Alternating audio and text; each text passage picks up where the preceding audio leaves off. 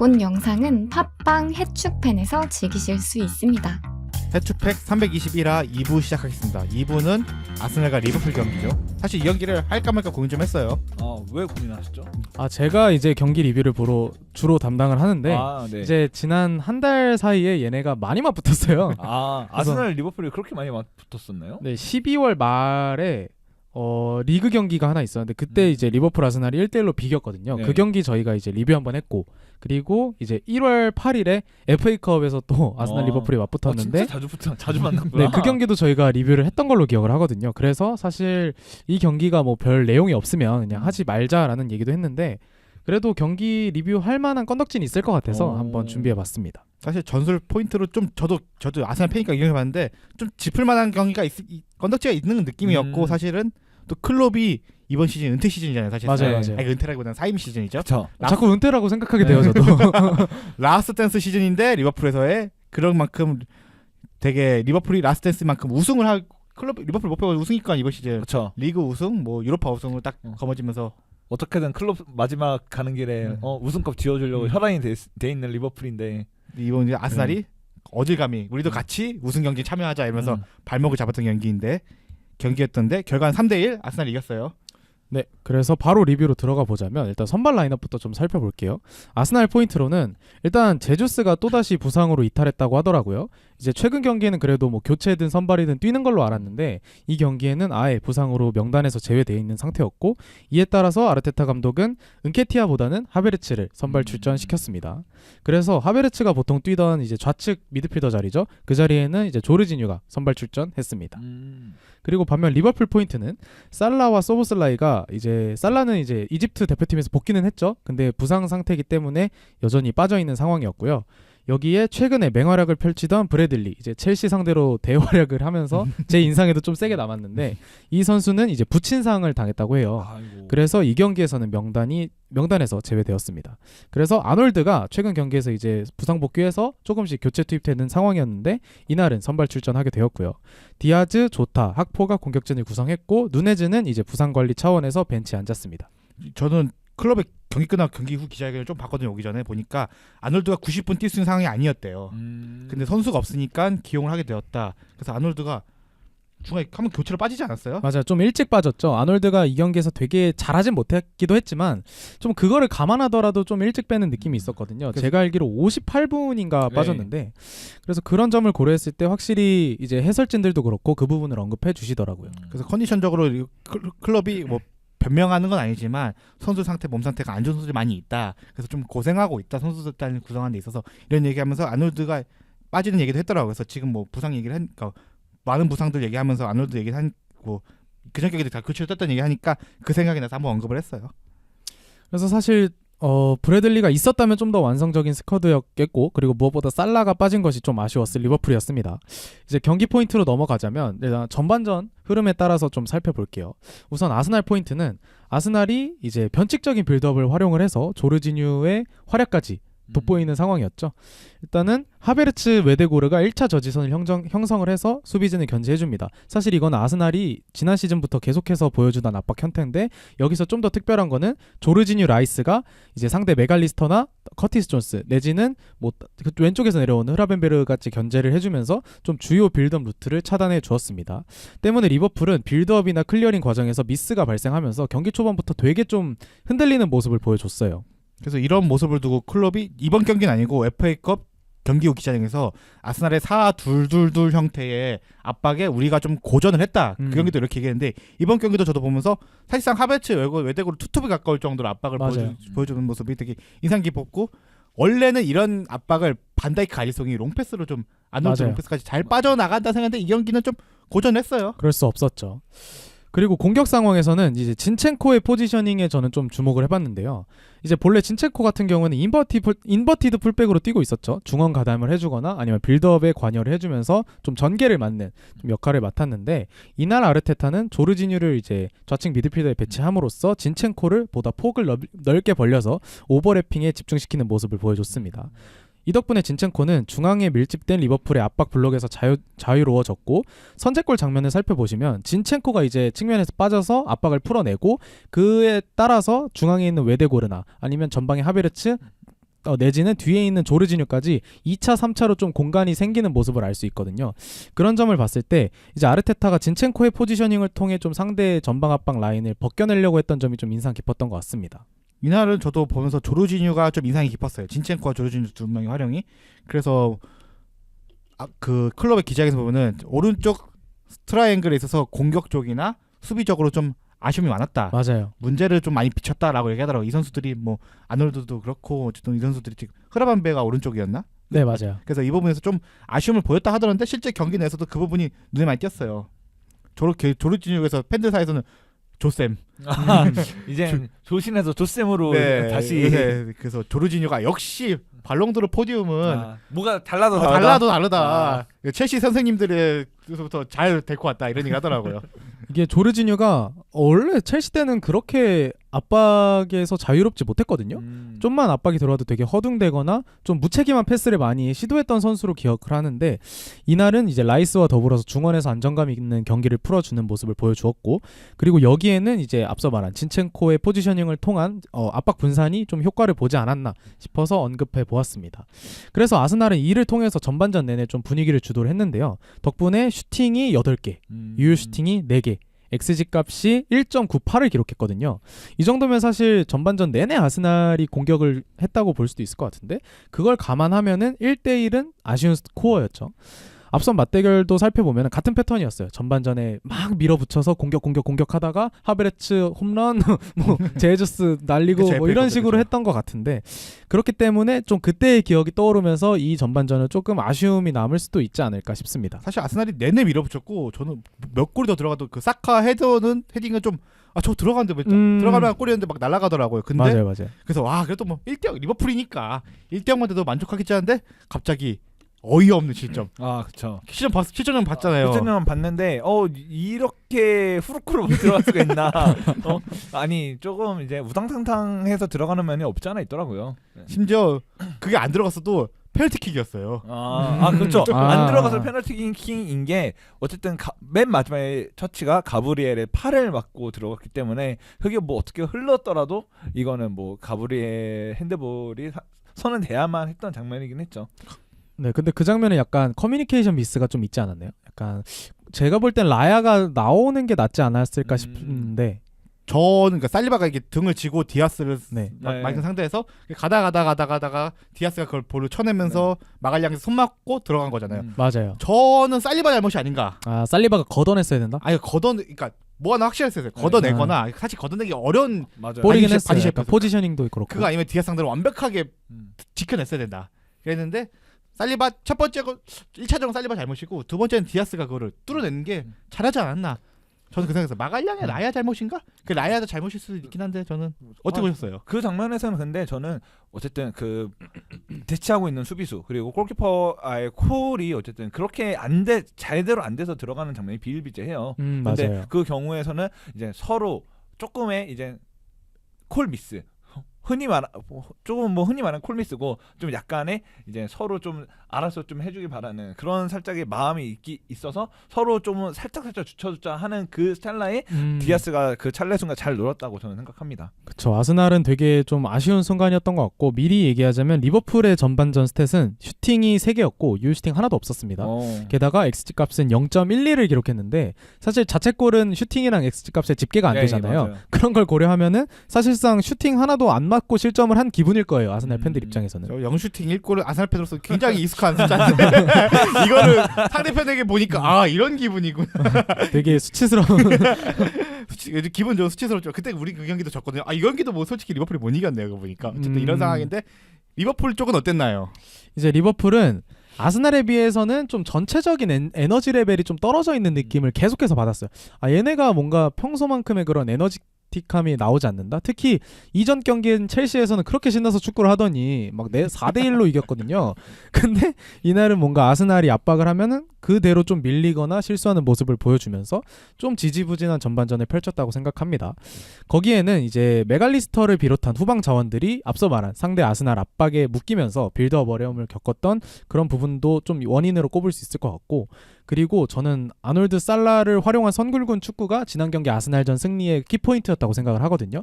근데 이제 살라가 빠지고 아놀드도 좀 부진하다 보니까 이날은 좀 그거를 구현하기 어려운 포지셔닝이지 않았나 싶습니다. 뭐 전반적으로 이제 아까 말씀해주신 것처럼 좀 뭐 반다이크나 아놀드를 통한 롱패스 전개를 좀 많이 하는 편이었는데 아놀드가 폼이 많이 안 좋다 보니까 그거를 이제 반다이크 혼자만 고스란히 하기에는 맞아요. 좀 많이 아쉬웠고, 그리고 더군다나 이제 최전방에는 살라가 없었기 때문에 더더욱 이제 리버풀의 위력이 반감이 됐던 것 같습니다. 네, 말씀해주신 아놀드 얘기를 좀 더 해볼까 하는데요.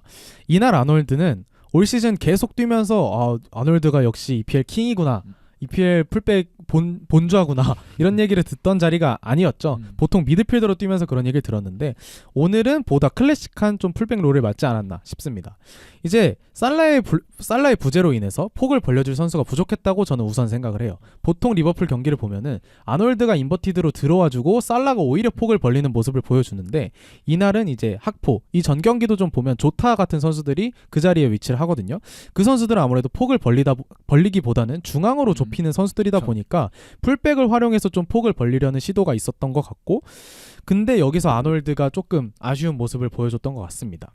그러니까 저도 아까 얘기했듯이 기자회견 때도 클롭이 오른쪽 삼각형에 대한 지적을 되게 했었어요. 그래서 메갈리스터나 그러니까 얘기는 게 뭐냐면은 그러니까 아놀드가 풀백으로 나왔을 때도 풀백에서도 분명히 날카로운 킥으로 보여주잖아요. 근데 클롭의 기자회견 보면은 메갈리스터나 크라벤바가 혹은 뭐 이제 아예 누구냐 갑자기 커티스 존스까지 네네네네. 얘기하면서 아놀드를 한두 번 더 봤을 수도 있는데 아놀드를 많이 못 봤다. 서로가 익숙치 않은 조합이기 때문에 서로를 신경 쓰다 보니까 아놀드를 찾지 못했다. 이런 얘기를 하더라고요. 아놀드가 이제 58분에 나갔다고 말씀드렸는데 제가 생각하기로 아놀드가 그 위치에서 날카로운 크로스를 한 건 한두 번? 뭐 많아야 3번 정도인 것 같은데 사실 그걸 시키려고 그 자리에 썩히기엔 너무나 아쉬운 선수이기 때문에 일단 저는 기용적인 측면, 포지셔닝적인 측면에서 일단 1차적인 아쉬움이 있었고, 그리고 최근에 좀 좋았던 브래들리와 비교되기 때문에 좀 더 리버풀 팬들 입장에서는 아쉬움을 드러낼 것 같아요. 이제 브래들리는 되게 빠르고 전진성도 좋고 측면에서 좀 어려운 자세에 있어서 크로스를 잘 올려주면서 어시스트도 기록을 하고 그런 모습을 보여줬는데, 이제 아놀드는 그에 비해서 전진성도 좀 떨어지고 스피드도 좀 떨어지고 그리고 결정적으로 부상 복귀한 직후였기 때문에 좀 그런 측면에서 그 자리에서 에너제틱한 모습을 보여주기엔 무리가 있었던 것 같고, 그리고 말씀해주신 흐라벤베르도 그 자리에서 너무 영향력이 없었어요. 수비가 되게 압박이 강하게 들어오는데도 빌드업 지원을 해주는 모습도 없었고, 그리고 코나테가 막 마르티넬리한테 일방적으로 얻어맞고 있는데도 수비 지원도 해주지 않고, 그러다 보니까 리버풀 팬들은 아마 모르긴 몰라도 흐라벤베르에 대한 아쉬움이 이번 경기에 좀 크지 않을까라는 생각이 들었습니다. 그래서 어쨌든 이런 상황에도 불구하고 행운의 골. 행운의 골이 네. 나오면서 전반전은 1대1로 어쨌든 뭐 축구는 골이 전부잖아요. 그쵸, 그쵸, 골이 전부죠. 그래서 1대1로 끝났고 실제로 리버풀이 한 골 넣은 상황 시점부터는 분위기가 좀 올라왔어요. 맞아요. 이제 리버풀이 전방 중반 이후로는 조금 라인을 올리면서 그래도 뭐 좀 해보자라는 느낌을 풍겼고, 그래도 점유율은 조금씩 높여가면서 아스날 상대로 좀 풀어나오는 모습을 보여줬습니다. 하지만 후반전 때 게임이 완전 이제 터져버렸죠. 끝나버렸죠. 후반전 시작할 때는 어땠는지 좀 포인트가 어떤 건지. 일단은 리버풀이 후반 초반에 확실히 좀 클롭이 라커룸에서 헤어드라이기를 좀 했나봐요. 그래서 되게 좀 에너지틱한 모습을 보여줬거든요. 전반 막판보다 오히려 좀 더 에너지 레벨을 높이면서 아스날을 압박을 했는데, 그러다 보니까 이제 후반전 리버풀의 점유율을 보면 62%예요. 이거는 사실 좀 더 점유율적인 측면에서 확실히 주도를 했다고 볼 수 있을 정도로 리버풀이 볼을 가지고 있는 시간이 많았는데, 하지만 아스날과 리버풀의 차이를 가는 건 저는 교체 카드였다. 그리고 행운이 좀 따랐다라고 정리하면 좋을 것 같습니다. 우선 교체 카드 얘기부터 해볼게요. 아스날은 46분에 진첸코와 키비오르를 교체해줬고요. 74분에 마르티넬리와 트로사르를 교체해줍니다. 마지막으로 79분에 사카가 이제 무릎 부상 같은 걸 호소를 했죠. 그래서 넬슨과 교체해줍니다. 이런 걸 봤을 때 부상 위험 내지는 지친 선발 자원들을 좀 적절한 타이밍에 교체를 해줬다고 생각을 하고, 결정적으로 뭐 키비오르 트로사르가 각각 어시스트와 득점을 기록을 해줬기 때문에 좀 용병술이 제대로 먹혔다라고 보면 좋을 것 같아요. 사실 키비오르 진첸코는 아르테타의 기자회견 보니까 진첸코가 부상 문제가 돼가지고 걱정해서 맞아요. 일찍 뺐다 하더라고요. 그래서 저는 이제 아르테타 이거 후르꾸다 이거는 억바다. 토르사르는 불가피한 상황이었는데 얻어 걸렸다. 얻어 걸려서 가지고 이거 용병술이다 이렇게 좀 애매하다. 이거는 포장됐는데 사실 넬리 트로사르는 확실한 용병술이에요 카드여서 네. 저는 이거는 좀 유효하지 않나 저는 생각을 해요. 확실히 저도 진첸코가 빠지는 순간에 뭐야 전반전 포인트 진첸코로 잡아오면서 제본 쓰고 있는데 갑자기 46분에 빼버리면 뭔가 얘기하기 좀 그렇잖아요. 그렇죠. 뭔가 그래서 새로 바꿔야 되나 싶기도 하고 틀을. 못했나? 내가 잘못 봤나? 약간 이 생각도 진짜 했거든요. 진채고 너 인버티드인데 왜 밖에 나와 있어 이랬던 게 아니었는데 분명 야 쟤부터 압박이 풀렸는데 했는데 왜 빼지? 못했나 했는데 이제 해설진들도 그렇고 약간 부상이 의심된다고 하더라고요. 그래서 그래도 내 안목은 틀리잖아. 차라리 다행인가 싶은 그런 상황이었습니다. 반면에 리버풀은 교체 카드에서도 좀 빛을 보지 못했죠. 58분에 아놀드, 흐라벤베르, 학포와 로버트슨, 엘리어, 누네즈를 3대3 교체해줍니다. 그리고 마지막으로 85분에 조고메즈를 빼고 티아고 알칸타라까지 투입을 해줬는데요. 저는 이 부분을 보면 58분이면 사실 저는 클롭 감독도 빠른 교체 카드를 좀 단행했다고 생각은 해요. 하지만 이들이 뭐 되게 큰 활약을 보여주지 못했기 때문에 좀 아쉬움으로 남는 것 같고요. 저는 근데 사실 뭐 교체 선수들이 못했다기보단 그냥 앞서 말씀드린 대로 그냥 리버풀 전체가 좀 폼이 안 좋은 느낌이 강했고, 그리고 뭐 티아고 알칸타라도 2023년 4월 27일 웨스트햄전 이후로 첫 출장했는데 잘 안 보이더라고요. 9개월 만에 돌아왔네요. 그러니까 티아고에 대해서는 워낙 이거 팬들이 좀 안 좋은 감정 많더라고요. 티아고가 뭐 누구보다 뭐 덜 떴다 막 이런 얘기로 맨날 당신이 뭐 니네 팀에 유리몸이 있지 걔보다 티아고가 더 무조건 더 못 떴어 이런 얘기를 할 정도로 나 알았는데 그 누구지? 갑자기 기억이 안 나는데. 아스날 팬들도 항상 야 토마스 파티 야 진첸코 거의 못 났어. 그래도 그 선수가 티아고보단 많이 뜬다. 뭐 이런 식의 얘기 나올 정도 티아고가 좀 그런 밈화돼 가지고 했는데 이번 경기도 벤치 들어갔을 때도 드디어 돌아왔구나 뭘 하는데 뭘 하기에는 아무래도 너무 오랜 기간 동안 경기량이 떨어졌으니까 뒤집기 힘든 상황이었죠 뭐. 그리고 뭐 85분에 들어와서 뭐 중거리를 때려달라고 부탁할 것도 아니고 그렇기 때문에 뭐 더 큰 기대하기는 어려운 상황이었고, 저는 여기에 더불어서 행운까지 따르지 않으면서 결국 마침표를 찍지 않았나 싶습니다. 67분에 마르티넬리의 역전골 상황을 좀 살펴볼게요. 이때 보면은 반다이크 알리송의 커뮤니케이션 미스로 다소 밋밋했던 마갈량이스의 롱패스가 역전골로 이어졌습니다. 저는 이게 못 걷어낼 상황이었나 하고 다시 봤는데 걷어냈어야 되더라고요. 걷어냈어야만 하는 상황이었어요. 그쵸. 아무리 뭐 콜 미스가 있다고 하더라도 이게 서로 어쨌든 콜 미스가 겹치다 보니까 아예 그냥 공을 처리할 수 없는 상황까지 나왔는데, 이거는 정말 아스날 입장에서 행운이 많이 따랐다라고 볼 수 있을 것 같습니다. 미니 충문철 TV 누구의 잘못 몇 대 몇인가? 미니 충문철. 미니 충문철 TV 몇 대 누구 잘못이 있다. 누구 잘못이 좀 더 있다. 저는 근데 이거는 무조건 골키퍼 잘못이 있다고 봐요. 저도요. 네. 몇 대 몇? 저는 7대3에서 8대2까지 봐요. 저도 전 7대3 정도? 왜냐면은 아무리 수비가 그거를 있잖아, 그 골키퍼 얘기를 안 들어도 될 때는 자기가 확실히 클리어링 하면 안 들어도 돼요. 하지만 골키퍼는 보다 더 명확하게, 그리고 무조건 더 큰 소리로 무조건 꺼지라고 해야 돼요. 그런 상황에서는 꺼지라고 진짜. 픽포드도 진짜 그거 불같이 화를 내거든요. 맞아요. 저 아직도 기억나요. 픽포드가 달려가면서 헤드를 했는데 에버튼 선수를 죽이고 픽포드가 에데르송이었다. 맨시티의 에데르 선수가 달리면서 헤딩했는데 아군 맨시티 선수를 교통사고 내더라고요. 그러면서 내더라고요. 근데 그렇게 저는 오히려 해야 된다 생각해요. 아무리 아군 선수가 부딪히는 위험을 좀 감수하더라도 골키퍼는 어쨌든 간에 팀의 최후방이잖아요. 자기가 뚫리면 골을 먹힌다는 거를 항상 인지하고 플레이를 해야 된다 생각하는데, 이번 경기에는 저는 좀 알리송에 대한 좀 제가 갖고 있는 좀 선수에 대한 그러니까 좀 언제나 침착하고 맞아요. 차분하게 모든 경기를 좀 다 처리하는, 모든 거를 다 처리하는 그런 선수로 인식하고 있었는데, 그러니까 오늘 경기에서 이런 모습을 보여준 건 내가 알던 알리송의 모습이 아니다라고 생각될 정도로 좀 미흡했다라고 보는 게 맞을 것 같아요. 맞아요.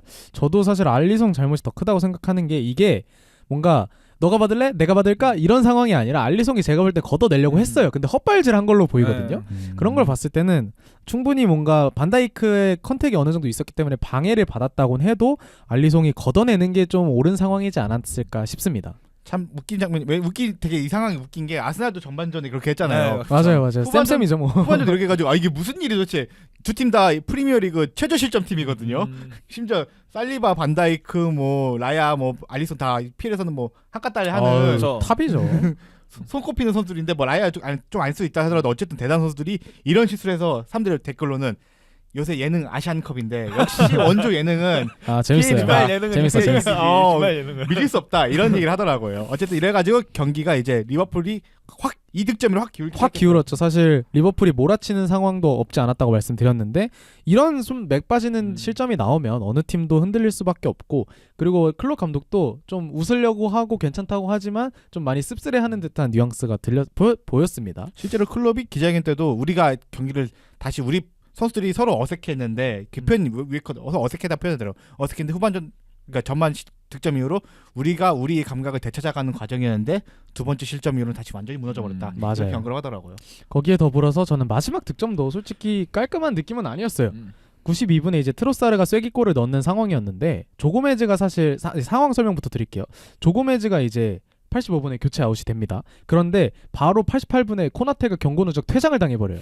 그래서 오른쪽 풀백을 빼고 미드필더의 수를 늘리면서 좀 클롭 감독은 공격적으로 하려고 했는데 센터백이 빠져버리니까 졸지의 수비수가 2명밖에 안 남은 상황이 돼버렸거든요. 그러다 보니까 좀 이 공간을 트로사르한테 계속해서 내주는 상황일 올 수밖에 없었고 반다이크한테 굴절까지 되면서 알리송의 다리 사이를 묘하게 빠져나갔죠. 그래서 이 골도 좀 반다이크와 알리송이 서로 야 또 너야? 이런 느낌.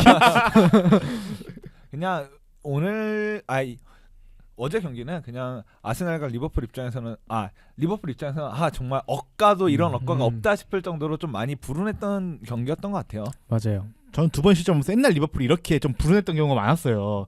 풍선 득점 실점도 그렇고. 리버풍. 그러니까 리버풀이 은근 옛날에는 이런 식의 실점 많이 했는데 반다이크랑 알리송 온 이후로는 되게 단단하게 안정감이 있었죠. 안정감이 있는데 이번에는 좀 옛날 리버풀이 또 생각나고 아스날 리버풀이 항상 이렇게 많이 득점 나고 그랬는데 어쨌든 되게 리버풀 입장에서 좀 억울할 수도 있지만은 뭐 안타까운 상황이었고 저는 트로사르 득점 보면서 트로사르가 리버풀 진짜 킬러구나. 브라이튼 시절 안필드 헤트트릭을 했던 맞다. 했던 그런 선수가 있는데 트로사르가 되게 리버풀 상대로 자신감이 있구나. 사실 리버풀 상대로 자신감 있는 선수가 이렇게 드물 텐데 어쨌든 이런 득점하면서 참 이게 상성이라는 게 어쩔 수 없구나. 아스날도 옛날에 피르미누, 살레, 마네는 각자 그 선수가 가장 많이 득점했던 팀이 아스날일 거예요. 마도라가 최애 팀이었군요. 그들이 셋이 뛰고 막 하면은 잘하던 선수도 밟고 이고 실점하고 장난 아니었거든요. 그래서 이런 상황을 보면서 조금 이제는 아스날이 조금 다시 옛날 같지 않고 올라왔구나 그런 생각이 들더라고요. 결국 리뷰를 정리하자면 리버풀이 뭐 발악은 했어요. 확실히 클롭 감독도 좀 용병술을 시도하고 발악은 했다고 생각을 하는데 전체적으로 선수들의 폼이 낮았고 그리고 부상 공백이나 이런 게 겹치면서 거기에 불운까지 겹치면서 이길 건덕지를 찾기 어려운 그냥 이길 팀이 이기고 질 팀이 진 느낌이라는 결과였던 것 같습니다. 그래서 마지막 후토크로 넘어가 보자면 이제 클롭이 이 시즌을 끝으로 리버풀을 떠나죠. 그럼에 따라서 아스날전이 리버풀 클롭의 마지막 경기가 되었습니다. 그렇게 됐네요. 생각지도 못했네. 이제 클롭 떠니까 클롭이 리버풀 소속으로 아스날과 이제 맞붙일 일이 없겠네요. 그래서 좀 찾아봤는데 이제 트랜스퍼마크트 기준으로 클롭이 통산 이건 아마 도르트문트나 이전 경력도 포함된 것 같아요. 통산 아스날전에서 28전 13승 7무 8패를 기록했다고 해요. 그래서 나열을 해보니까 바이언에 이어서 두 번째로 많은 상대팀 경기를 펼친 상대팀이었고 그리고 13승으로 가장 많은 맞대결 승리를 거둔 팀이 아스날이었던 것 같습니다. 왜냐면 클럽이 도르트문트 시절 챔피언스 리그에서 아스날을 많이 만났어요. 생각보다. 2시즌 연속 만난 걸로 제가 기억을 하거든요. 그래가지고 아마 그렇게 됐고 근데 아마 실제 클럽이 리버풀 와서는 아스날 상대로 최근 근 2년 빼고는 진 적이 없을 거예요. 네. 포체티노 토트넘 시절과 함께 아스날 좀 킬러였던 아스날 킬러가 좀 많아요 여기저기 팀마다도 한 선수씩 있고 어쨌든 그런 상황이지 않나 싶어요. 이제 지난 시즌 저희가 리뷰를 했는지 모르겠는데 아스날 리버풀 전에서 아스날이 승리를 했을 때 되게 오랜만에 좀 아스날이 리버풀 상대로 승리를 했다는 걸로 얘기를 드렸었거든요. 특히 이제 클롭 감독 부임 이후로는 사실상 리그에서 첫 승이다 뭐 이런 얘기도 드렸었는데 그 정도로 이제 클롭 감독은 아스날을 좋아했거든요. 근데 이제 클롭 감독이 싫어했어요. 일방적 짝사랑이네. 근데 이제 클롭 감독이 리버풀을 떠나게 되면서 이 맞대결은 마무리되게 되었습니다. 좀 어쨌든 아스날 입장에서는 되게 기분 좋은 경기고 리버풀 클로풀 입장에서는 좀 씁쓸한 경기가 될 것 같아요. 왜냐면은 클로풀이 어쨌든 이번 시즌은 아까 얘기했듯이 라스트 댄스잖아요. 맞아요. 리그 우승을 노리는 시즌인데 이 경기를 치면서 맨시티가 자유 경기 2경기 이기면 이제 맨시티가 리버풀 위로 올라가게 되거든요. 승점이. 그래서 그리고 아스날은 사실상 우승 경쟁에서 좀 멀어진 게 아닌가 이런 얘기 나왔는데 리버풀을 잡으면서 아스날도 우승 경쟁에 뛰어들게 됐던 경기가 됐죠. 다시 뭐 이제 재밌어지는 것 같아요. 우승 경쟁이 어쨌든 맨시티, 리버풀로만 이렇게 되는 게 아니라 아스날까지 뛰어들면은 확실히 마지막까지 긴장을 놓칠 수 없는 이제 리그가 되기 때문에 아스날이 좀 더 분전했으면 좋겠네요. 사실 근데 이런 얘기도 있었어요. 이제 다들 경기 끝나자마자 아스날 이겨서 기분 좋다. 맨시티 우승 확정. 아 맞아요. 근데 저도 그렇게 리버풀 생각했어요. 팬들도 맨시티 리그 우승 확정. 맨시티는 뒤에서 웃고 있다. 왜냐면 맨시티의 후반기는 승점을 드랍을 안 하거든요. 얘들은. 걔네는 그렇죠. 20연승 이렇게 하는 애들이라서. 그리고 뭐 덕발도 복귀했겠다. 무서울 게 없는 지금 상황이라. 그래서 짤방 같은 데 보면 치타 앉아있는 짝 맨시티에서 그렇죠. 맨시티는 웃고 있다. 쉬고 있다. 이제 출발 준비했다. 이런 얘기 하더라고요. 그래서 아마 맨시티가 이제 이 두 경기 보면서 가장 기분 좋은 팬은 아스날도 아니고 아마 맨시티 맨시티 쪽이 팬이다. 아닐까 이런 얘기 했었고 또 가십으로 이날 경기 끝나고 웨데고르가 아스날 전용 사진 기사가 계시거든요. 고용되는 오. 그분의 카메라를 뺏어서 그분의 사진 찍어주고 막 되게 세레머니를 좀 길게 했나봐요. 경기 끝나고 나서 이게 끝나고 근데 이걸 두고 캐러거가 또 리버풀 또 레전드잖아요. 아스날도 셀레브레이션 그만 좀 오래 해라. 니들 리그 우승했냐. 근데 뭐 아스날 홈인데 뭐 안필드에서 사실 그렇게 했으면 좀 주접이죠. 근데 뭐 에미레이츠에서 했다고 하면은 뭐 약간 목리를 부리면서 뭐라 한 거 있나? 그 이안 라이트는 이제 야씨 억울하면 이기던가 그러면 이런 얘기를 해서 끝나긴 했고 어쨌든 이런 식으로 조금 이런 가십 좀 이런 것들 하면서 되게 어쨌든 이렇게 됐고 아마 이제는 이제 이 경기 이후로는 클로플이 이제 아스날을 상대하는 게 없게 됐는데 맞아요. 클럽에 진짜 이게 아까 그 전에 짐작하지 못하다가 이번 시즌 진짜 클럽 마지막 시즌이구나 네. 시간이 확 되더라고요. 저도 이제 그래서 클롭 리버풀 경기는 좀 더 챙겨보고 싶은 게 뭐 맨시티 경기도 남았고 토트넘과의 리그전도 남았고 그리고 첼시랑 뭐 카라바오컵 결승 이런 것도 남았잖아요. 결승이 남았구나. 그런 것들 보면 다 각 빅시스 팀들과의 마지막 경기거든요. 그래서 그런 경기에서 어떻게 할지 또 손흥민은 마지막까지 클롭을 괴롭힐지 뭐 이런 부분에 주목을 하면은 토트넘 팬들도 재밌는 포인트가 되지 않을까 싶습니다. 네, 그럼 이거 이제 아스날 리버풀 리뷰는 이 정도로 하고 그 다음 이제는 저희가 소식 몇 개 준비했는데 그 다음에 이제 2026년 북중미 월드컵 경기장들이 확정이 됐고 어떻게 할지도 좀 결과가 떴어요. 그러니까 찾아보니까 뭐 조별리그 첫 경기는 어디, 조별리그 두 번째 경기 어디 이거까지 다 정해줬더라고 아예 모든 전 경기 경기장이 다 지정이 됐어요. 그래서 이렇게 했는데 어쨌든 2026년 북중미 월드컵이 이제 경기장이 확정 났는데 이제 북중미 월드컵은 딱 기사 같은 거 찾아보니까 뭐 역대 최다 출전 뭐 이건 뭐 개편됐죠. 48경기 역대 최다 104경기고 경기장도 아마 역대 최다인 것 같아요. 이 개수가 되게 많아 보이잖아요. 왜냐면 경기 수가 늘어났으니까 이게 뭐 지금 딱 봐도 거의 한 열 몇 개 되는 것 같은데요. 딱 지도 보면서 경기장이 확정 났는데 보면서 이거 진짜 한 개 대륙을 다 쓰는 월드컵이에요. 아니 이게 무슨 프랑스를 확대해 놓은 게 아니잖아요. 대륙을 이렇게 하는데 이거 진짜 북아메리카 대륙이에요. 이거. 이게 도시긴 한데 이게 나라 하나 크기예요 다.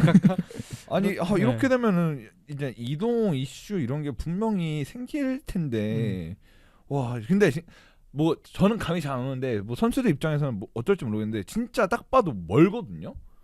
진짜 멀어요. 맞아요. 이거를 어떻게 감당하려고 이러는지 지금 감이 안 옵니다. 저는. 그래서 어쨌든 3개국 16개 도시에서 펼쳐지는 최초의 출전도 최초, 개최국도 최다고 도시도 최다인 엄청난 대회인데 이거에 대해서 일단은 16개 도시인데 이 16개 도시를 진짜 다 너희들 질때 봐라 하면서 한 번은 댈러스, 한 번은 토론토, 한 번은 멕시코 이렇게 하는 게 아니라 그쵸. 이렇게 했으면은 그거는 죽이는 거죠 그냥.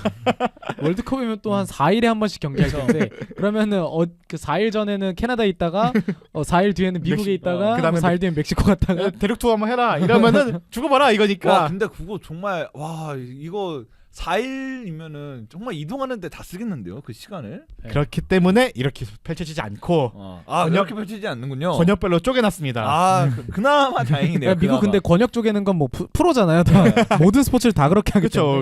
때문에. MLB도 쪼개고 다 NBA도 쪼개는데 그렇고. 다 쪼개는데 어떻게 쪼개냐면 일단은 서부 지역으로는 밴쿠버, 시애틀, 캐나다 2개가 있죠. 그 다음에 로스앤젤레스, 샌프란시스코 이렇게 서부로 쪼개고 중부는 캔자스, 댈러스, 휴스턴 이 3개가 미국이고 그 다음에 세 개 도시가 멕시코에 제가 이게 몬테리 제가 잘 몬테레이. 몬테레이 맞아 몬테레이구나. 몬테레이랑 과달라하라 이거 멕시코 시티 이렇게 3개 팀 이렇게 3개 도시가 이렇게 함께하고 또 이제 동부는 토론토, 보스턴 뉴욕, 뉴저지, 필라델피아, 아틀란타, 마이애미 이렇게 권역별로 쪼개고 실제로 이 권역 중에서도 또 다시 한번 쪼갠다고 해요. 그럼 뭐 뭐 토론토에서 하는 팀들은 토론토 보스턴만 왔다 갔다 하고 뭐 이럴 수도 있겠구나. 네, 아마 이런 식으로 이어질 것 같아요. 거의 그러면 이거 지금 보니까 매치가 다 거의 다 한 6개, 7개 이 정도가 좀 대부분인데 한 조에 이 한 구장을 쓰는 경우도 있겠네요. 그렇죠. 아마 한 개 조가 아마 2개 도시만 번갈아가는 음. 아마 이런 형태로 될 거예요. 왜냐 그 2개 도시끼리 묶여 있는 거 보면 한 개 나라 내에서 움직이는 걸 볼 수 있잖아요. 이 정도면 뭐 실제 월드컵도 그러니까 그렇게 하거든요. 그래서 미국, 멕시코, 캐나다가 실제로 이렇게 해요. 그래서 생개국 도시에서 하는데 미국, 멕시코, 캐나다는 당연히 다 자동 진출 현재 진출해 있고 조 뽑을 때도 포트 1 최상단에 있어요. 세계 나라가 포트 1인 거는 참 신기하기도 하고. 개최국이 3개니까. 야, 그럼 북중미 애들은 진출하기 좀 쉬운 거 아닌가 이번에? 이번에 조금 그 포트는 어떻게 빠지고 그 어쨌든 그 외에 이제 똑같이 남아 있는 거니까. 티켓이 그쵸. 네, 북중미는 오히려 이번에 더 뭐 많이 나갈 수도 있겠네. 막 쿠바나 아니면 뭐 이제 중남미로 내려가면은 그쪽에서도 충분히 뭐 원래 못 나왔던 팀들이 이번에 충분히 더 나올 수 있을 것 같아요. 그래서 어쨌든 그런 도시들이 출전인데 멕시코의 경우는 멕시코 시티, 과달라하라, 이 2개 도시만 왔다 갔다 한다고 해요. 네네. 그리고 미국은 로스앤젤레스랑 시애틀 2개 도시만 상하고 캐나다는 특이하게도 권역별로 쪼갠데 불구하고도 그래도 캐나다 도시를 다 써야 된다는 그게 있나 봐요. 그래서 토론토와 밴쿠버를 왔다 갔다 하는데 왔다 갔다 하진 않고 그러니까 다른 팀들은 왔다 멕시코는 멕시코 과달라라 멕시코 시티 왔다 갔다 하는데 그 미국도 마찬가지고 근데 캐나다 경우는 토론토에 있다가 밴쿠버로 이동한 다음에 밴쿠버에서 2경기를 치러요. 조금 나름 이제 합리적인 편이긴 한데 이 부분에 대해서는 좀 미국 팬들이 불만이 있다 하더라고요. 그쵸. 근데 왜냐면은 일단은 지도 이 평면상으로 봤을 때는 밴쿠버랑 토론토의 거리랑 시애틀과 로스앤젤레스 거리가 사실 그렇게 큰 차이 안 날 것 같아요. 많이 나봤다 1시간 정도 차이 나는 것 같은데 그렇게 따지면 이제 미국 입장에서는 조금은 이제 억울할 수도 있죠. 거의 뭐 거리상으로는 별로 차이가 안 나는데. 그거 말고 그거요. 서부에서만 경기 치러진다고. 예. 그러면 이게 제가 미국을 안 가봐서는 잘 모르겠지만 그래도 뉴욕이 있는 동부 쪽에 사람이 많지 않을까요? 그쵸. 미국인들이? 왜냐면 서부는 사막이 많잖아요. 저는 경기 그거를 거리 문제가 아니라 거기서만 열리니까 이제 동부에 있는 사람들이 못 보러 온다는 얘기죠. 그쵸. 사실 중서부는 다 사막이니까 아무리 뭐 LA가 큰 도시고 이렇다 하더라도 뭐 뉴욕에 비할 바는 안 된다고 저는 생각을 하기 때문에 아마 비행기 타면 이거 몇 시간 걸릴까? 한 5시간 걸리지 않을까요? 대여섯 시간 걸릴 거예요. 제가 알기로는. 그래서 동부 팬들이 조금 불만이 있다. 미국 경기 보고 싶다는데 이거는 이제 미국 감독이랑 미국 협회 측의 요청이었다 하더라고요. 왜냐면 동서부 왔다 갔다 죽으라는 그쵸. 그냥 떨어지는 소리야. 우리 그냥 조별 딱 하라고. 그쵸. 뭐 경기를 깎아먹고 싶으면 그렇게 하셔도 됩니다. 그쵸. 근데 캐나다 경우는 그래도 거의 동서부 왔다 밴쿠버 토론토는 왔다 갔다 하는 거예요. 이 정도면은. 근데 어쨌든 개최한 도시가 2개밖에 없으니까 왔다 갔다 할 수밖에 없는데 미국의 경우는 이렇게 한다 하더라고요. 근데 감독이 하고 그래도 아까 병규 얘기한 대로 로스앤젤레스 시애틀이 그렇다 가까운 거리는 아니에요. 맞아, 안 가까워요. MLB 경기할 때도 시애틀 원정 되게 부담스러워 하더라고요. 그래서 어쨌든 이렇게 거리가 있고 했다 하더라고요. 근데 또 이제 그래서 이렇게 하게 치러지고 이제 대부분 이 모든 미국 경기가 32강 이번 또 토너먼트 32강부터 있어. 노가 스테이지가 32강과 16강의 경우는 다 노가 스테이지 치러요. 미국, 캐나다, 멕시코가 다 치러요. 네네. 근데 16강까지 하는데 16강 이후 8강은 다 미국에서만 치러집니다. 이거 다 그것까지 써 있네요. 네. 로스앤젤레스랑 캔자스시티 그리고 보스턴에서 쿼터 파이널 치러지고 네. 세미파이널 아틀란타랑 이거 마이애미 3위전 플레이오프 이런 식이기 때문에 이런 식으로 정해져 있고 또 결승전이 어디서 치러지나 그럼 그거 중요하죠. 이게 좀 핫했다 하더라고요. 이게 해서 대결이 뉴욕이냐 델라스냐 이게 델라스가 경기장이 뭐 엄청 크더라고. 7만 구장인가 9만 구장인가 하더라고요. 그 델라스면은 미식축구 팀 그 경기장을 쓰는 건가요? 대부분 지금 미식축구 경기장을 알고 있어요. 미국 델라스 경기장 카우보이스 이런 거 쓰는구나. 네, 그래서 그 경기장이 커가지고 델라스가 가져가자 했는데 결국 뉴욕은 뉴욕이다. 그렇죠. 미국의 뭔가 좀 상징성 있는 도시는 뉴욕은 아무래도 봐야죠. 뉴욕이긴 하죠. 그래서 뉴욕에서 결승전 치러져가지고 좀 이게 뉴욕 동부 팬들이 좀 웃고 있다. 왜냐면 동부에서 지금 되게 많은 경기들이 토너먼트 나와서 치러져가지고 되게 기분 좋아 하더라고요. 그래서 어쨌든 8강부터 결승전까지 전 경기는 미국에서 펼쳐진 사실상 8강부터는 미국 월드컵 받기는 미국 월드컵이다. 뭐 아무래도 돈을 가장 많이 미국 가장 냈겠죠. 그렇죠. 네. 그리고 뭐 이제 캐나다나 멕시코가 뭐 그렇게 좀 경쟁력 있는 편은 또 아니다 보니까 뭐 그렇다고 미국이 경쟁력 있는 것은 아닌데 미국이 그래도 이번 월드컵에 쏟아부은 돈이며 그리고 그 월드컵에 대한 그 관심도를 이끌어가려고 리그 자체에도 엄청나게 지금 투자를 많이 하고 있는 상황이잖아요. 그러다 보니까 이렇게 된 것 같아요. 그래서 지금 대부분 경기들이 미국에서 치러지기 때문에 아마 내가 월드컵 보러 가고 싶다. 월드컵 보러 간다. 그러면은 동부 쪽에 자리 잡는 게 맞지 않을까요? 아닌가? 아니 동부 쪽에 자리 잡는 거 맞는데 대한민국이 있는 쪽에서 아 대한민국 있는 쪽에? 아 그것도 맞긴 한데. 저는 근데 만약에 뭐 대한민국 경기를 볼래 그냥 월드컵 재밌는 경기를 볼래 그러면 저는 월드컵 재밌는 경기를 볼 것 같아요. 그런가? 저는 개인적으로는. 근데 진짜 잘못 걸리면은 제 경기 보는데 달라스 캔자스 시티 왔다 갔다 할 수도 있어요. 돈이 너무 많이 들 것 같은데. 이게 우리가 꼭 이런 경기 월드컵이나 주 메이저 대회를 보러 가는 분들이 계잖아요. 네, 맞아요. 그분들이 있어서 미국 월드컵은 참 부담스럽겠다. 그쵸? 사실 카타르 월드컵은 그냥 한 도시에서 다 네. 해버렸잖아요. 그냥 다 모아놓고 경기장도 뭐 30분 거리 이렇게 했는데 이거는 오히려 정반대의 케이스 같은 느낌이라서 어떻게 좀 진행이 될지 좀 궁금하기도 하네요. 그래서 진짜 예를 들어 동부 쪽에 뉴욕, 보스턴 경기면은 여기는 왔다 갔다 다 붙어 있으니까 할 수 있죠, 할 수 있죠. 요거는 보러 갈 수 있는데 만약에 이제 아까 말대로 로스앤젤레스, 시애틀 왔다 갔다 한다.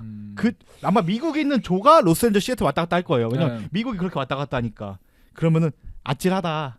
아니 근데 뭐 걔네 아니다.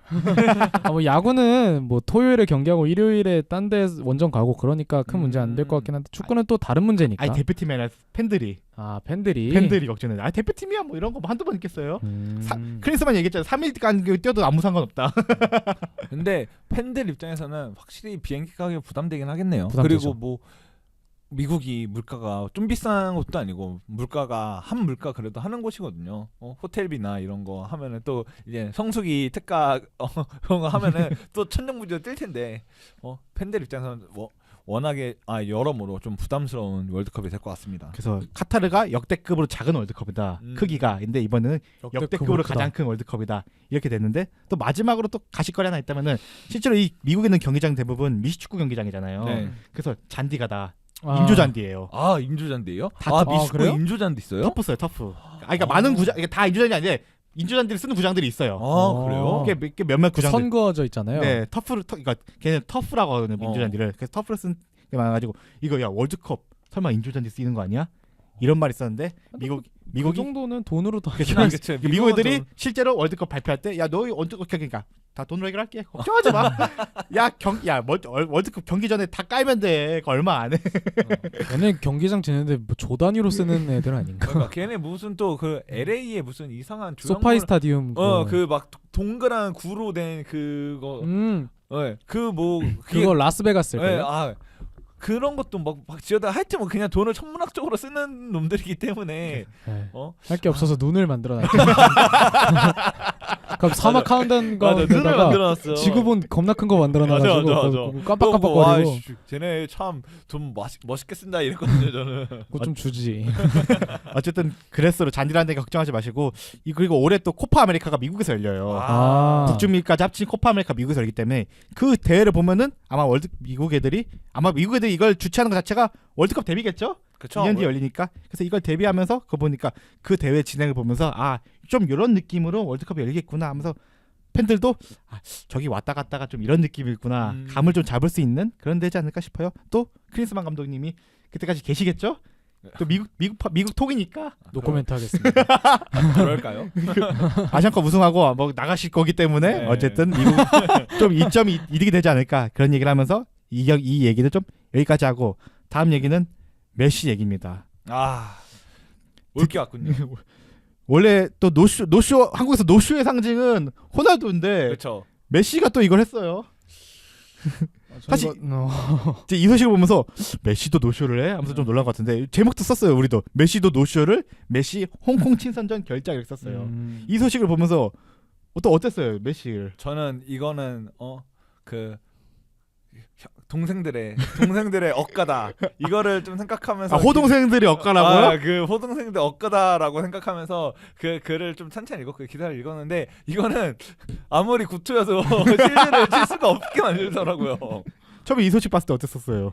저는 근데 그 전 경기도 얼마 안 뛰었죠. 그 네. 호날두와 맞대결이었는데 호날두는 아예 뛰지 않고 못 뛰고 메시는 잠깐 뛴 네. 걸로 아는데 그래서 이거 뭐 쎄하긴 했는데 진짜 아예 이런 식으로 결정을 하게 될 줄은 잘 몰랐던 것 같아요.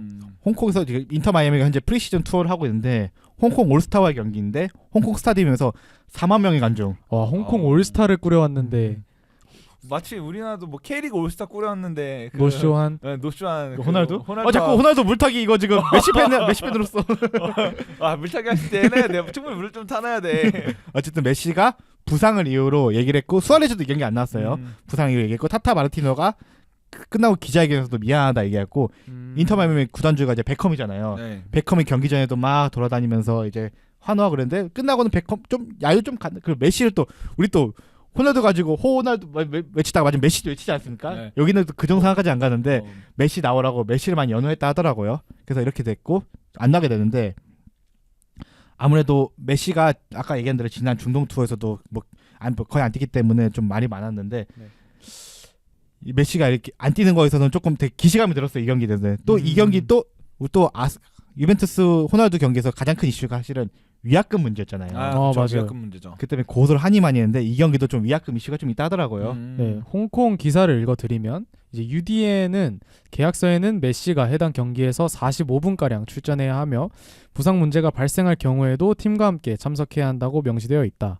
홍콩 메이저 스포츠 이벤트 위원회도 이번 행사에 실망감을 표하며 행사를 위해 1,500만 홍콩 달러, 한화로는 약 25억 원입니다. 를 할당했으며 후속 조치에 따라 후원 금액이 줄어들 것이라고 밝혔다고 합니다. 결국 이제 메시가 계약서 조항에 메시가 뛰어야 된다라는 게 있었던 것 같죠? 네, 그래서 뭐 뛰게 호날두 그때는 아마 조항을 우리가 못 넣은 걸 알고 있어요. 못 넣었던 것 같아요, 저도. 그래서 말이 많았던 것 같은데 메시가 못 뛰었는데 어떻게 된 겁니까? 메시 오늘 변호사 메시 매변으로. 매변인가요? 뭐 어쨌든간에 뭐 메시 입장에서 뭐 말하기보다는 어쨌든 이거는 그 45분가량 출전을 해야 되기로 명시된 거면은 출전을 해야 되는 게 맞고 아무리 물론 부상이라는 이슈가 있었으면 좀 진작에 좀 알려야 되지 않았을까. 조금 미리 그러니까 경기 시작 전이라도 이제 메시가 부상 상태에서 좀 뛰기 많이 어렵다라는 거를 얘기를 했으면은 이렇게까지 불타오르진 않았을까. 물론 맞아요. 당연히 욕을 먹었겠죠. 네가 뭐 아파봤자 발 부러진 것도 아니고 그냥 나와서 뛰어라 이런 식의 홍콩 팬들이 얘기는 할 수 있죠. 하지만 뭐 어쨌든 할 건 다 했잖아요. 뭐 아까도 여기 뭐 부상이면은 뭐 팀과 함께 대동한다 이런 것도 있는데 어쨌든 그것까지 안 지켰다는 거는 이거는 어쨌든 인터 마이애미의 실수라고 볼 수 있죠. 실제로 메시가 홍콩 갔을 때 사진 보니까 모든 이벤트 다 참여했어요. 네, 맞아. 모든 이벤트 다 참여한 걸로 저도 봤어요. 그래서 호날두 얘기 나올 수밖에 없구나. 이거. 호날두는 그때 뭐 아무것도 안 팬사인회 참여- 스킵하고 뭐 네. 했는데 메시는 다 나오고 경기장에도 오긴 네. 왔었어요. 근데도 참여 안 했던 게 문제됐었고 이 홍콩 메이저 스포츠 이벤트 위원회가 뭔지 너무 궁금한 거예요. 얘네가 20억을 내가 할당했는데 이게 문제되면은 우리가 줄여주겠다 빼겠다 했는데 홍콩 메이저 스포츠 이벤트가 홍콩 정부의 기관이에요.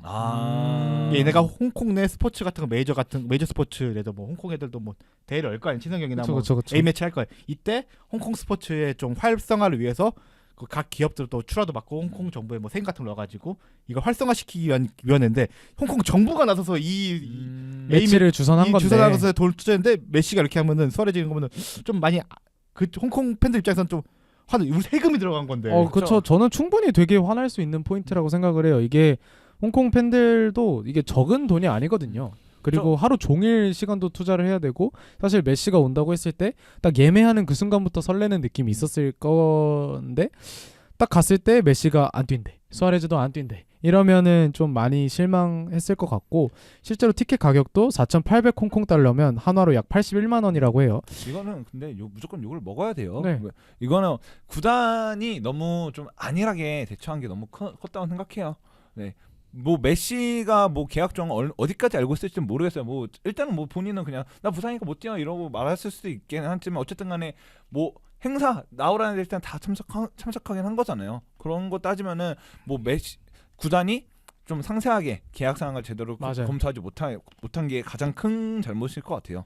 그래서 이 얘기 나려면 인터 마이애미 얘기도 나오더라고요. 그러니까 MLS 팀이 이렇게 프리시즌 투어를 외국으로 나간 경우가 뭐 선례가 있을 수 있지만 거의 최초인 것 같아요. 그렇죠. 왜냐면은 MLS 팀이 MLS 리가 사실 뭐 해외 구단에 막 중계권을 팔 정도로 그렇게 유명한 그쵸. 팀들은 아니잖아. 그리고 경쟁력도 많이 밀리고 뭐 해외 팀들이 미국에 가서 전지훈련을 하면서 뭐 친선 경기를 하는 경우는 있었지만 사실 이건 이벤트 매치잖아요. 그렇죠. 이제 홍콩 메이저 스포츠 이벤트 이번에 여기에서도 그냥 뭐 홍콩 올스타의 경기력을 확인하자라는 취지는 아니었을 거 아니에요. 그렇죠. 홍콩 올스타 우리 홍콩 우리가 국가대표. 미국급은 되나? 이건 아니었을 거 아니에요. 그렇죠. 이제 돈을 벌고 좀 마케팅을 하고 하려고 이제 메시 보여주려고 소위 말해서 그러려고 이제 이 이벤트를 주최를 했을 텐데 그런 부분에서 좀 트러블이 생겼다는 거는 충분히 좀 화나는 포인트라고 볼 수 있을 것 같습니다. 그래서 이번 프리시즌 이거 투어하는 것도 메시 얘기 인터 마이애미 관련 기사를 애슬레틱에 되게 장문에 네. 그래서 분석 관련을 맞는데 인터 마이애미가 베컴이 어쨌든 구단주잖아요. 그러니까 이런 걸 통해서 MLS에서도 좋은 선수 데리고 오고 그 선수를 통해서 프리시즌 투어하면서 돈을 벌 수 있는 기회를 갖고 싶었다.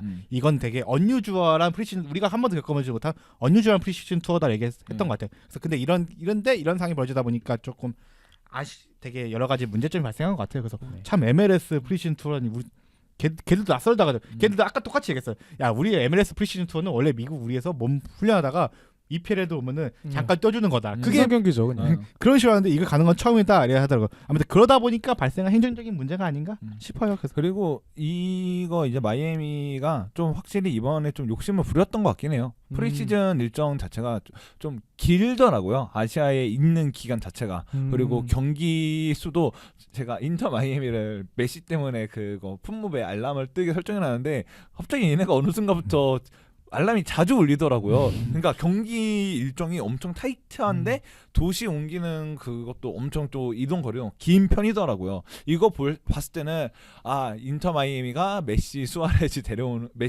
뭐 부스케츠 알바 데려오는데 돈을 많이 썼구나. 수금하고 수금하러 돌아다니구나. 지금 이 생각이 딱 들 정도로 너무 이번에 좀 무리를 한 게 아닐까 싶긴 합니다. 그래서 이번 프리시즌 투어를 살펴보면 엘살바도르랑 했었고 댈러스 미국에서 하고 그리고 중동으로 넘어서 아릴라가 알라스랑 하고 홍콩 올스타 한 다음에 빗셀고베로 넘어가요. 진짜 먼저 미국에서 시작했다가 중동 갔다가 일본 찍고 홍콩 찍고 일본 찍고 돌아오는 시즌. 나 지금 한 바퀴 딱 도네요. 거의 이 정도면은 챔피언스 리그에서 원정 막 러시아 원정 갔다 오고 막 러시아 원정 갔다 오고는 리그 경기 뛰고 그런 느낌으로 지금 다니는 거랑 거의 비슷하거든요. 그래서 유럽 팀들의 프리시즌 투어만큼이나 빡센 경기를 하고 있어가지고 이런 문제가 발생하지 쉽지 않을까 싶어요. 그래서 다음 프리시즌 투어로 빗셀고베가 하는데 이제 홍콩 팬들의 눈길은 거의 빗셀고베 가 있는 거야. 누가 메시가 나올까? 거기서 뛰면 그냥 우리나라 호날두도 그때 우리 전 경기 뛰고 우리 경기 안 뛴 거잖아요. 맞아요. 그리고 최근에도 뭐 호날두 중국 경기 못 뛰었는데 되게 막 중국은 내 제2의 도시 뭐 나라다 뭐 이런 얘기 했던 것 같은데. 사랑한다. 그런 얘기 했던 것 같아요. 홍콩 야구에서 비유를 했어요. 왜냐면 그때 한국 갔을 때는 한국 팬들이 되게 항의를 했는데 호날두가 사과도 안 했다. 근데 중국 갔을 때는 중국에서 못 뛰었을 때는 호날두가 사과를 했다. 이런 얘기 하더라고. 그래서 메시가 뭐 이번에는 뭐 사과 하겠죠? 하면은 뭐 좀 풀리려나? 어쨌든 메시가 이런 얘기 겪으면서 역시 매호 라이벌은 탈세도 같이 하고 유럽도 떠나고 같이 떠나고 노쇼도 같이 한다. 역시 아쉽네. 역시 모든 걸 어떻게든 라이벌리를 겨루려고 어떻게든 말년에도 이렇게 참 환장을 하고 있네요. 아주. 지금도 얘네가 엮이는군요. 심지어 알라스르 상황에서도 계속 카메라가 호날두 비춰주지 않았어요? 맞아. 알라스르에서 계속 호날두랑 메시를 계속 번갈아가며 비춰주더라고요. 니들 언제 나오냐. 물론 호날두는 아예 옷을 아예 안 입고 그냥 위에 있었죠. 위에 있었긴 했지만요. 그래서 현재 J리그 빗셀고베 팬들도 현재 야 이거 메시 뛰는 거 맞아 우리 경기? 안 뛰는 거 아니야? 되게 걱정한다 하더라고요. 어쨌든 메시도 노쇼를 한 이런 상황인데 지금 한국도 이번에 MLS MLB 오잖아요. 네. 네네네. 오타니가 나오나 마냐로 되게 커뮤니티가 뜨겁더라고요. 네. 근데 오타니는 아예 자기가 세기를 박았던데요. 네, 출전할 수 있다. 무조건 출전한다 이런 식으로. 출전할 수 있다고 했군요. 저는 무조건 출전한다라고 봤는데 컨디션이 100%라는 기사까지는 봤던 것 같아요. 그래서 오타니가 만약에 뛰면은 또 저게 환호가 만약 오타니 못 뛴다 하필 또 오타니 또 일본 사람이기 때문에 그렇죠. 좀 뭐 많은 심한 이제 말이 많이 오고 갈 것 같습니다. 어쨌든 오타니 바라보고 또 지금 오타니 또 경기도 많이 뛰어요 우리나라에서 많이 뛰지 않아요 거기서 오타니보다는 친선 경기까지 하면 거의 3-4경기 이상 뛰고 가는 거기 때문에 그래서 한국에서는 제발 오타니가 또 뛰고 가서 호날두의 딜을 잊지 않기를. 이거 되게 큰 트집이에요 호날두 입장에서. 사실 여기 기사에서도 되게 직설적으로 나와 있는데 팬들은 그이를 야유하며 그의 이름을 날강도로 바꿨다. 월드컵에서도 포르투갈과 한국이 경기를 펼칠 당시 호날두가 골을 놓칠 때마다 메시를 외쳤다 뭐 이런 식으로 되게 근데 이게 다 사실이잖아요. 아, 그쵸, 한국 사실이죠. 팬들은 되게 이로 인해서 지금 거의 5년 전 얘긴데도 음. 아직도 날강두다 막 네. 호날두 팬 서비스 안 좋다 이런 얘기가 나올 정도로 좀 욕을 먹고 있는 상황이기 때문에 메시도 저는 비셀고베 가서도 못 뛸 수도 있다고 생각을 해요. 부상이 어느 정도인지 저희는 모르기 때문에. 그쵸. 그런데 이제 호날두가 최근에 중국에서 뭐 기자회견하면서 사과하고 했던 것처럼 좀 나름 구단 차원에서 선수를 보호해주고 팬들을 보호해주는 좀 조치가 필요하지 않을까라는 생각이 듭니다. 네, 그래서 뭐 이렇게 메시 노쇼를 하면서 오늘 좀 충분히 마무리했는데 사실 그냥 끝내기에는 아쉬워서 사실 제가 첫 MC거든요. 네. MC 하면서 어땠는지 좀 아, 평가 한번 마지막 평가. 평가하면서 마무리하겠습니다. 아 근데 평가할 게 딱히 없는 게 아니 깔끔했어요. 생각보다 좋았어요. 네, 생각보다 깔끔해갖고 희찬이가 그래도 이제 하키하면서 뭐 그냥 하키만 한 게 아니라 그냥 뭘 했는데? MC적 능력 거기서 뭐 거길 그거 해설하셨나? 술자리에서 MC 뭐 MC 들어왔었나 MC 술자리에서 MC도 왔었나 싶을 정도로 오늘 깔끔했어요. 사실 저도 오랜만에도 심지어 예준이 저랑 처음 녹화는 한 번인가 해봤어요. 한 번 했어요 심지어. 네, 한 번인가 두 번인가 해봤어요. 어제 처음 막 입을 맞춰본 소감이. 아니 근데 뭐 저는 뭐 사실 이게 뭐 사석에서 대화하는 거면 오히려 어색할 수 있는데 축구 얘기하는 거는 크게 어색할 건 없다고 생각을 하고 일단 기본적으로 형들이 이제 저 보통 월요부보다 텐션이 높아요. 아 그렇죠. 많이 이제 저희가 높은 편이죠. 많이. 지영이 형이나 경석이 형은 좀 조곤조곤 말하는 스타일인데 이제 형들은 텐션이 높기 때문에 저도 덩달아서 좀 이제 막 신나면서 했던 것 같아서 재밌었고 그러니까 다음에도 또 기회 있으면 한 번쯤 다음에는 이런 기회는 안 만들도록. 희찬이 형 MC는 이제 오늘 고별 경기 고별 시즌인 것처럼 클럽이 미 방영부는 아니겠죠. 미 방향분이 되지는 않을 것 같은데 굿바이로 오늘 하면서 저는 좀 긴장했는데 좀 들으시는 분들이 사실 제가 말을 좀 절었어요. 들으시는 분들께 조금 양해의 말씀을 좀 부탁하면서 오늘 좀 방송을 좀 마무리하겠습니다. 네, 수고하셨습니다. 네 오늘 경기 아니죠? 오늘 녹화는 여기까지 하겠습니다. 모두 수고하셨습니다. 감사합니다. 감사합니다.